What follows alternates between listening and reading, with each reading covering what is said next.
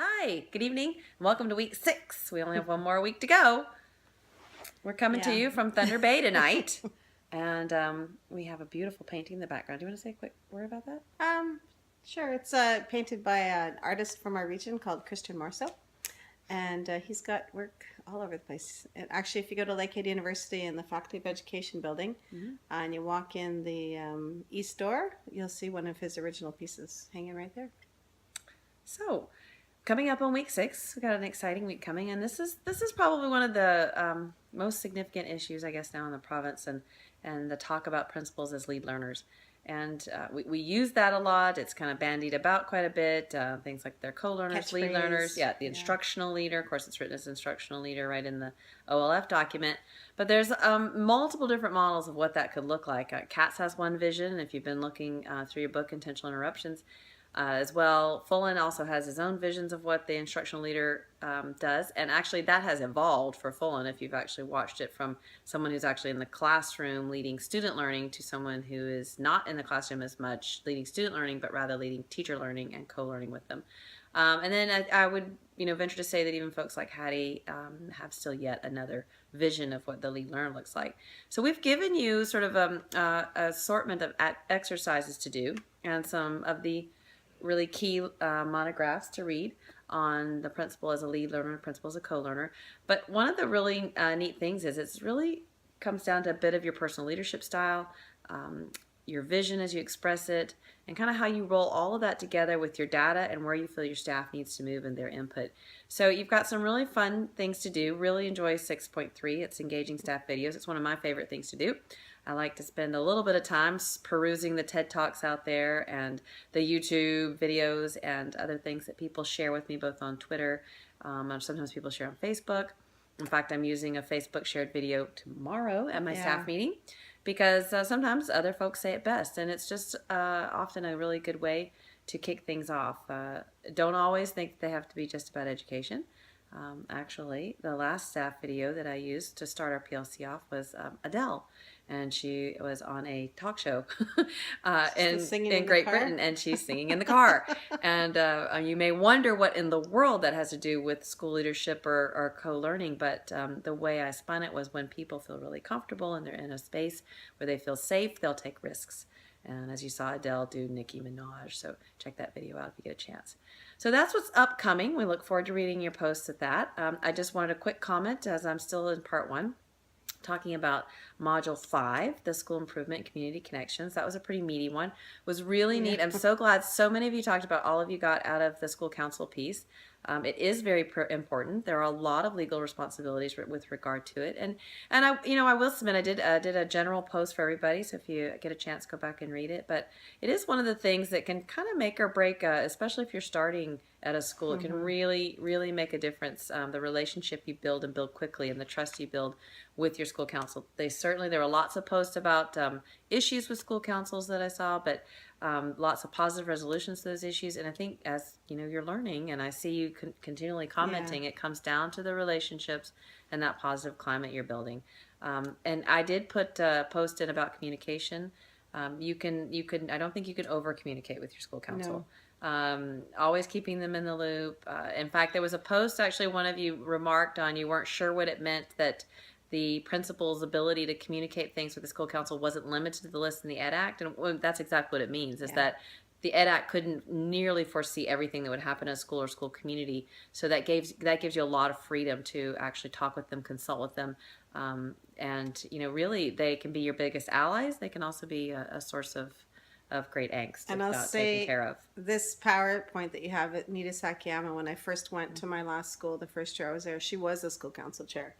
And we've developed a very strong relationship through that work.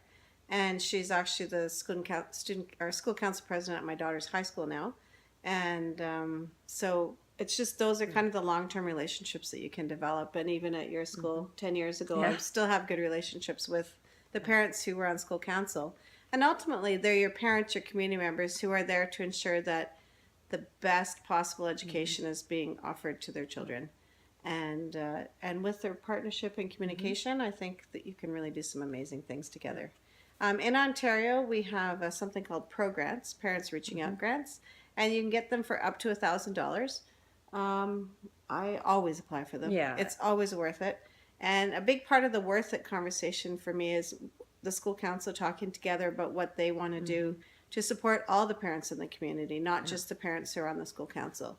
And so that really has parents reaching out to other parents, and you as a school leader support that.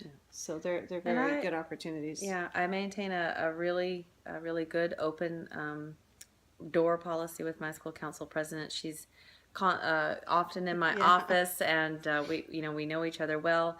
But I do run lots of things by her that you would probably surprise you. Any kind of direction I plan on taking the school, or any major initiative What do you think? that we're working on, I always ask, what do you think?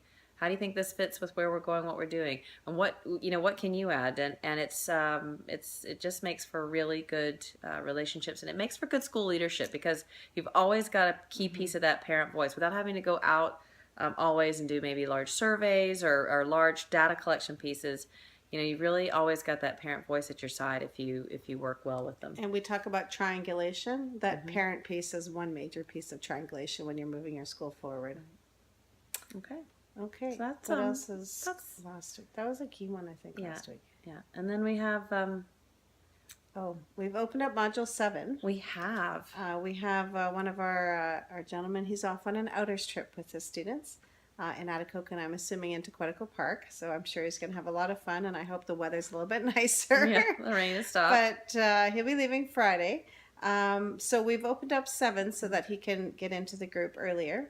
And we also, in Module 7.1, under the Human Resources and Practices and Policies, as requested, we have made 5 groups. So if you can have a look, it says Group 1, Brent, Angela, Lori B., Eric B., Andrew B., Mary Kate, Natasha, Lisi, and so on. So just go into the module that has your name on it, and you can engage in a conversation there with your colleagues.